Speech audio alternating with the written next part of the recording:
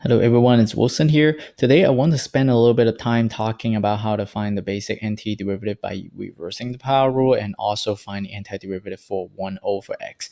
And so let's get started.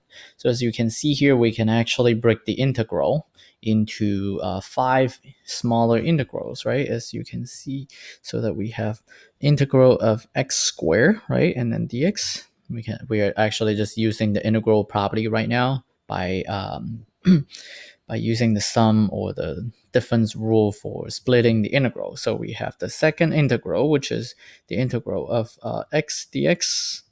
And then the third one is the integral of 5 dx.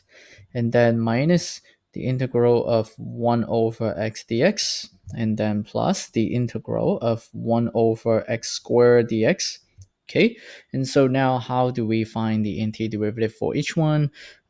We can reverse the power rule for this one, right? So we are going to add 1 to the power, which is x to the third power, and then you need to multiply by the reciprocal of this new power here. So that's 1 over 3 as the reciprocal, and then minus. Now if we find the antiderivative of this one, then you are going to add 1 to the power.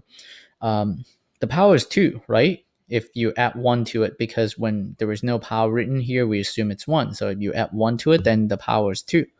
And then you are going to multiply by its reciprocal, so you are going to get 1 over 2. Okay, and then plus.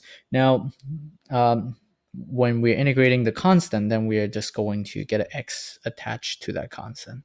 Just think about this. If you differentiate the 5x, you are going to get the 5. Okay, now this one is a little bit different here. This is actually 1 over x. We are not really rewriting it as x to the negative 1 power and then add 1 to it, because that will actually give us x to the 0. That's not how it works, right? For this one is more of like a special case where we have the ln function.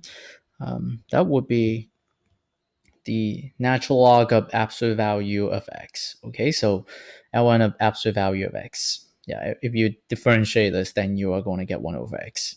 Okay, the reason for why we need the absolute value is really because we did not specify the domain here for this function. So we assume that x can be positive or negative, right? It just cannot be 0. So in this case, we actually require that we put the absolute value here so that we can still put in negative numbers in here.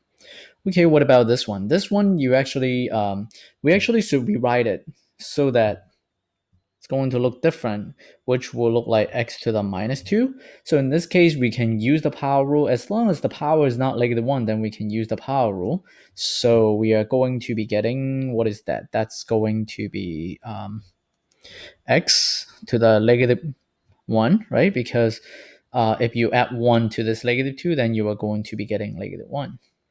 And then you need to multiply by the reciprocal of this negative 1 here. So you are going to be getting negative 1 over 1, but the reciprocal of negative 1 is still just negative 1, so you just get negative 1.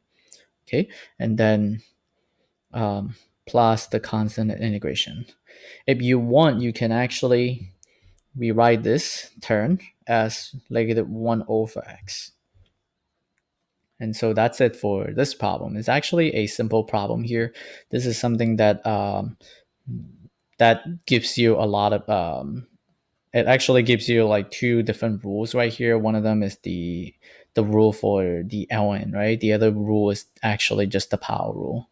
So remember that as long as the power that we have here, right, it's not like the 1, then we can actually use the power rule. Otherwise, we are going to get the ln here.